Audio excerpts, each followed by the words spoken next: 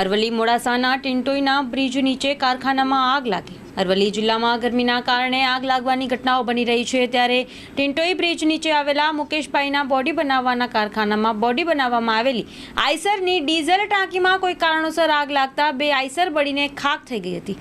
આગમાં કોઈ જાનહાનિ થયેલ નથી અને આગ લાગવાની ઘટનાને લઈને મોડાસાથી ફાયર ફાઇટર બોલાવવામાં આવી રહ્યા છે, ત્યારે ફાયર ફાઇટર આવતા આગ કાબૂમાં આવી હતી। આ અંગે પોલીસે ઘટના સ્થળે પહોંચી વધુ તપાસ હાથ ધરી છે।